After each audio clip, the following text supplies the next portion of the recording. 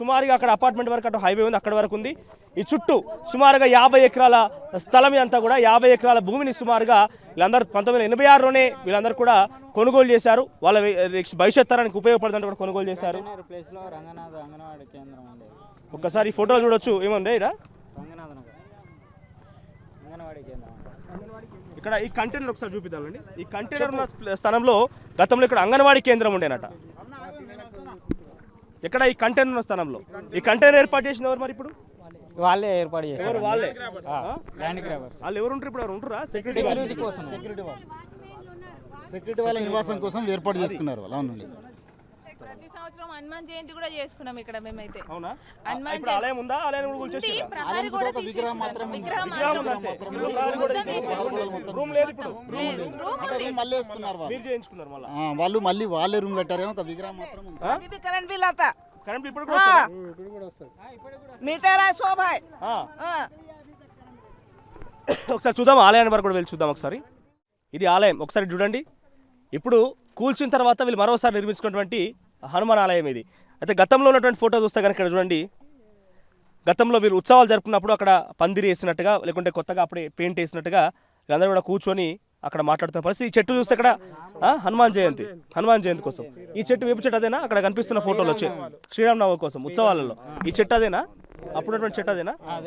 దాన్ని కూడా కూల్చేసి పూర్తిగా ఇక్కడ చూస్తే ఇక్కడ ఒక్క ఆనవాళ్ళు కూడా ఇక్కడ ఒక నిజంగానే ఇల్లు నిర్మించిర్రా, అట్లీస్ట్ ఒక ఇటుక పిల్ల అయినా లేకపోతే మట్టి అయినా ఏదైనా చిన్న వస్తువు కూడా కనిపించకుండా పూర్తిగా దీన్ని ఆ టిప్పర్ల సహాయంతో పూర్తిగా తొలగించే ప్రయత్నం చేసి ఒకసారి ముందు వైపు ఆలయానికి కనుక వెళ్తే కనుక ఇక్కడ ఇదంతా కూడా ప్రహారీ ఉండే ఒకప్పుడు. అక్కడ ఫోటోలు చూస్తే కనుక ఇదంతా కూడా ఇక్కడ బేస్మెంట్స్ ఇటుగా రాయిలన్నీ కూడా కనిపిస్తా ఉన్నాయి మనకి. ఇది ఆ ఫోటోలో మనం ఇందాక చూసినట్టుగా వేప చెట్టు. నిర్మించుకున్న ఆలయాన్ని కాస్త ఒక చిన్నగా చుట్టూ కూడా అది కూల్చేసే ప్రయత్నం చేశారు గతంలో కూడా. మొత్తం కూల్చేస్తే వీళ్ళు మరోసారి నిర్మించుకున్నారట ఈ యొక్క ఆలయాన్ని. హనుమాన్ ఆలయాన్ని కూడా వదిలిపెట్టలేదు ఇక భూబకాసురులు. ఓవరాల్గా ఇందాక మనం చూస్తే ఆ ఫోటోలో శ్రీరామనవమి ఉత్సవాల్లో ఇందాక తీసిన ఫోటో 2010-2011లో నిర్మించుకున్న ఆలయం అది. అప్పటి నుంచి ఎవ్రీ ఇయర్ నిర్మించుకున్నారు. అవును, నేను తర్వాత తీసుకున్నా, నాకంటే ముందు తీసుకున్న వాళ్ళు నిర్మించారు. ఎవ్రీ ఇయర్ వచ్చేసి శ్రీరామనవమికి హనుమాన్ జయంతికి ఇక్కడ ఖచ్చితంగా ఉత్సవాలు చేస్తుండే. శ్రీరామనవమికి అన్నదానం కూడా చేస్తుండే. శ్రీరామనవమి ఆలయ ప్రహారీని కూడా కూల్చేసారు కంప్లీట్ గా. చాలా పెద్ద ఉండే ఆలయం ఇది. మొత్తం కంప్లీట్ గా కూల్చేసి ఏమీ లేకుండా ఖాళీ ఒక విగ్రహం మాత్రం తర్వాత మేము మళ్ళీ కూలగొట్టినాక తర్వాత నిర్మించుకున్నాం. అంతే, మొత్తం తీసేసారు, మొత్తం ఏం లేకుండా కూల్చేసారు. అవును అవును, ఇవన్నీ ప్లాట్లే. దాదాపు ఇందాక మనం చూసిన స్టార్టింగ్ అయితే ఇది ఎండింగ్ మొత్తం. అవును అవును అవును అవును, కంప్లీట్ గా ఎండింగ్ ఇది. ఇందులో వచ్చేసి ఈ హనుమంతుడు చుట్టుపక్కల హనుమంతుడు ఇక్కడ ఇదేనా విగ్రహం? ఇదేనా విగ్రహం? అదే విగ్రహం. ఈ విగ్రహం. అవును. సో ఇదే హనుమాన్ ఆలయంలో ఇక్కడ గతంలో గణపతి నవరాత్రోత్సవాలు జరుపుకున్నారంటే ఇక్కడ చూడవచ్చు మనం చూస్తే. అంటే ఇక్కడ నివాసం చాలా స్పష్టంగా అర్థమవుతున్నది. వీళ్ళు గతంలో చూస్తే కనుక ఇల్లు ఉండేది, వీళ్ళ కరెంటు బిల్లు కావచ్చు లేకపోతే నివాస యోగ్యంగా చాలా స్పష్టంగా ఉండేది. కానీ ఇప్పుడు చూస్తే నిజంగానే ఇక్కడ ఇల్లు నిర్మించిర్రా, కనీసం ఒక ఇటుక పిల్ల కూడా ఉంచే పరిస్థితి లేదు. సో ఉత్సవాలు ఇక్కడ వంటలు చేస్తున్నప్పుడు ఉత్సవాల్లో భాగంగా ఇక్కడ అన్నదాన కార్యక్రమం ప్రతి హనుమాన్ జయంతి. ఇన్ని ఆధారాలు మీరు ఎందుకు ప్రయత్నం చేయలేకపోయారు ఇన్ని సంవత్సరాలుగా? చాలా ప్రయత్నాలు చేసినాం. పోలీస్ స్టేషన్ లో కంప్లైంట్ ఇచ్చినాము. ఎన్ని కంప్లైంట్లు ఇచ్చినా కూడా వాళ్ళు అసలు ఒక్క ఎఫ్ఐఆర్ కూడా చేయలేదు. ఒక్కటే ఒక ఎఫ్ఐఆర్ చేశారు. అది కూడా ఎఫ్ఐఆర్ చేశారు అన్నోన్ పర్సన్స్ అని చెప్పి చేసిండు అంతే. అది ఏంది సార్, మేము ఇట్లా రాసిచ్చినాం కదా అన్నోన్ పర్సన్స్ అంటే ఏంటంటే దాని మీద ఎంక్వైరీ చేస్తాము, చేసినాక దాన్ని 650 ఫ్లాట్లో ఎన్ని ఇల్లు నిర్మాణాలు జరిగినాయి? 150 ఇండ్లు ఉండే. 140 నుంచి 150 ఇండ్లు కంప్లీట్ గా ఉండే. దానికి సంబంధించి ఎలక్ట్రికల్ బిల్స్ కూడా ఉన్నాయి. కంప్లీట్ గా ఎలక్ట్రికల్ బిల్స్ ఉన్నాయి, ట్యాక్స్ ఉన్నాయి, ఏమీ లేకుండా కూల్చేసిన తర్వాత ఫోటో ఇది.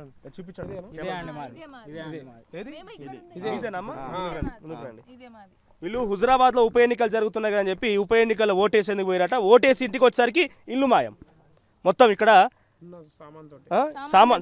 సామాన్లతో సహా ఇదిగో మా డ్రమ్ ఇది ఇటువైపు, ఇదిగో ఇక్కడ బెడ్ మంచం ఇటు సైడ్ ఉంటది. ఇదిగోండి ఇదిగో బెడ్ మంచాలు ఈ సైడ్ కు ఉండేవన్నీ. మీకు సమాచారం ఏమీ లేదు? ఇల్లు గురుస్తుంటే ఏమీ లేదు. అటువైపు ఉండే ఇటువైపు ఉండే. అందరూ సాయంత్రం పొద్దున్న పనికి వెళ్తారు కదండి, సాయంత్రం వచ్చేసరికి ఆర్మీ వాళ్ళు పోలీసులు వీళ్ళంతా వచ్చేసి జేసీబీలతో వచ్చేసి మొత్తం కూలగొట్టేశారు. మేము వచ్చేసరికి 9:30 అయింది. అప్పటి వరకు ఇంకా ఇల్లు కూడా లేదు. ఇదే ప్లేస్ లో మేము ఉండేది. ఇది లేవు ఏది లేదు.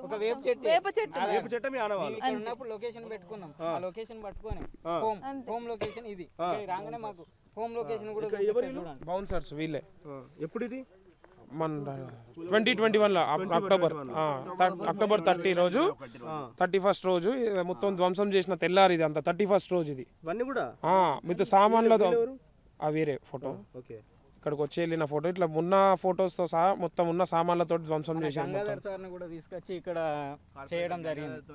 కార్పొరేటరా మరి ఆయన ఎప్పుడు మీకు మద్దతుగా నిలవలేదా మరి మీకు మద్దతు ఇస్తుండా లేదా రెగ్యులర్ కలిసినాము ఆయన సరే చూద్దాము అది పెద్దవాళ్ళు ఉన్నారు దాంట్లో నేను ఏం చేయలేను అంటాడు ఆయన బీజేపీ కార్పొరేటర్ అక్రమంగా సంపాదించడం కాదు నేను ఏం చేయాలంటున్నాడు నేను ఏం చేయలేను అవును అవును అర్జున్ సింగ్ వాళ్ళు వెళ్ళి.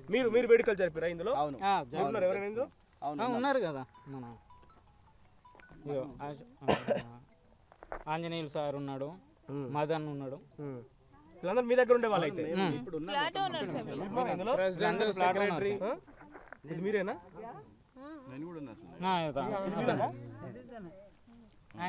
అవునా ఇక్కడ ఇల్లు మీకు కూడా ఉండేనా లేదు నేను ఇల్లు కట్టుకోలే కానీ ఫ్లాట్ వచ్చి చూసుకొని పోతుండే చూసుకొని పోతున్నా ఇప్పుడు ఎవరి ఫ్లాట్ భద్రంగానే లేదా అవి గ్రిల్స్ కనబడతాయి అవి చూసుకొని గ్రిల్స్ పోతుండే లోపల ఉంది మీ ఫ్లాట్ లోపల ఆ గ్రిల్స్ ఎందుకు ఏర్పాటు చేసి ఒకసారి గ్రిల్స్ జూమ్ చేయాలి రామానాయుడు గారు స్టేడియం కడతా అని రామనాయుడు రామానాయుడు గారు సురేష్ బాబు రామానాయుడు స్టేడియం సురేష్ అక్కడ సరిపోతే ఇక్కడ కూడా వచ్చిండు ఆయన స్టేడియం కడతా అని కట్టిండు స్టేడియం కడతా అని.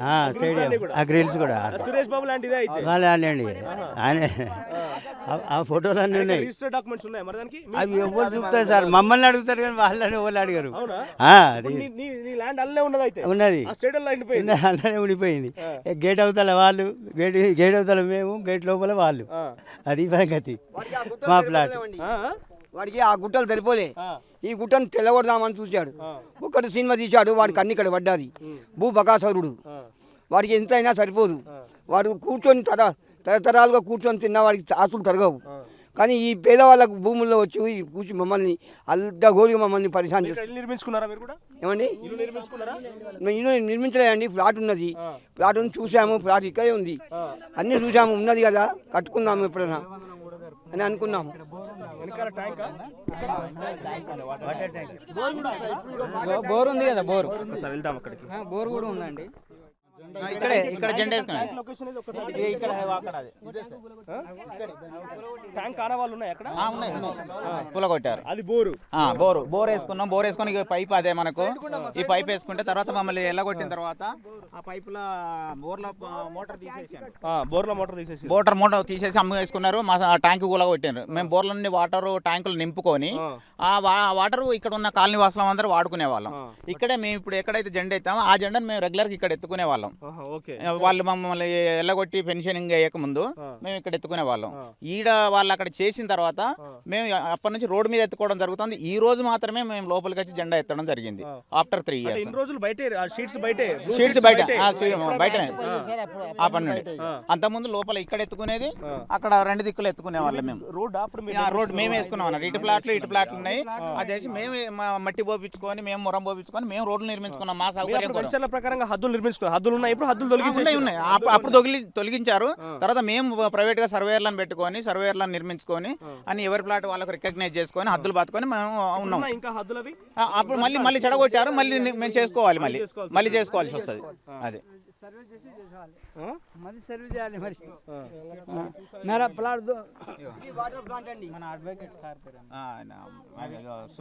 మొన్న వచ్చిన ఆ సునీల్ గౌడ్ అని మా బార్ కౌన్సిల్ వైస్ చైర్మన్ తో మొన్న లాస్ట్ టైం మేము 15th ఆగస్టుకు మేము షీట్స్ బయట మేము జెండా ఎత్తిపించాము. ఆయన షీట్స్ బయట లోపల రానియకుంటే